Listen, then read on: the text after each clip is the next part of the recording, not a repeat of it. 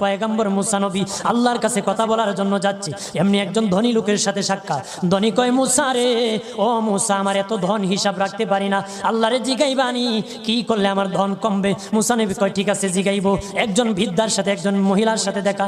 মহিলা কয়, মুসা কই যাও, কই যাও রে মুসা? মুসা নবী কয়, তোর পাহাড়ে যাবো, আল্লাহর সাথে কথা বল। মুসা রে, আল্লাহরে জিগাইবানি, আমি গরিব মানুষ, আমি ভালো কিছু কিনতে পারি না, ছেলে মেয়েকে ভালো কিছু খাওয়াইতে পারি না, ভাঙ্গা ঘর, এত গরিব, ভালো করে ঘর বানাইতে পারি না, আল্লাহরে জিগাইবানি কি করলে আমার উন্নতি হবে, ধনী হব, টাকা পয়সা হবে, আল্লাহরে জিগাইবানি। আল্লাহ মুসা নবী কয়, ঠিক আছে, আল্লাহরে জিগাইব, তুমি কেমনে ধনী হইবা? আল্লাহ নবী মুসা নবী তিন রাস্তার মোড়ে যা দেখে একটা লোক বসে আছে, তার দুই হাত নাই, দুই পা নাই, দুই হাত নাই, দুই পা নাই। ওই লোক ডাক দিয়া কয়, মুসা রে, জীবনে কোনোদিন নিজে হাঁটতে পারি নাই, নিজ হাতে খেতে পারি নাই, কেউ খাওয়াইলে খাই, নতুবা উপবাস থাকি, বৃষ্টি আসলে ভিজি, সেখানে আমি আবার শুকাই। ও মুসা, জীবনে কোনো কাজে দুনিয়ার লাগি নাই, আল্লাহরে জিগাই বানি কোন কারণে আমারে বানাইছে?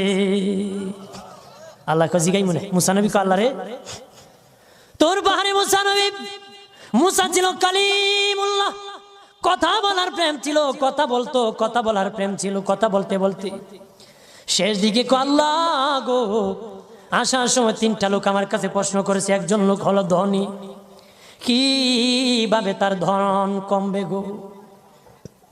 আল্লাহ বলেন, মুসা রে, তারে জানায়া দাও, যাকাত দেওয়া যেন বন্ধ করে দে, শুকরিয়া আদায় করা যেন বন্ধ করে দে, তাহলে আমি প্রভু আল্লাহ সুবহানাহু ওয়া তাআলা তার ধন কমায়া দিব।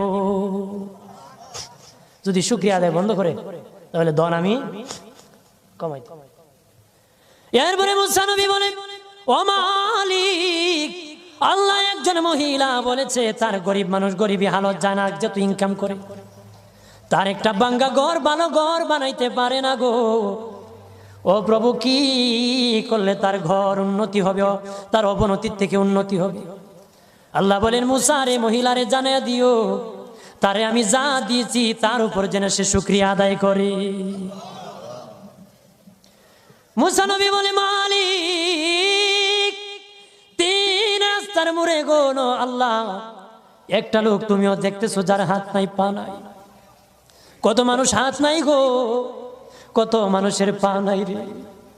আল্লাহ কত সুন্দর হাত পা দিয়েছে, কত সুন্দর জবান দিছে, শ্বাস দিতেছে আর নিতেছে। আইসি লাইফ সাপোর্টে যদি একদিন তাকে 50-60 হাজার টাকা লাগে রে। 80 বছর, 100 বছর, 40 বছর, 25 বছর আল্লাহ হায়াত দিল রে। বলো রে শাস্তাগঞ্জের সুন্নি জনতা, আল্লাহরে জীবনে কয় টাকা তোমরা দিছো? কয় টাকা আল্লাহরে দিছো? এদের শ্বাস দিল, অক্সিজেন দিল আর নিল। অক্সিজেন যদি বন্ধ হয়ে যায়, প্রাণ বাঁচবে না রে।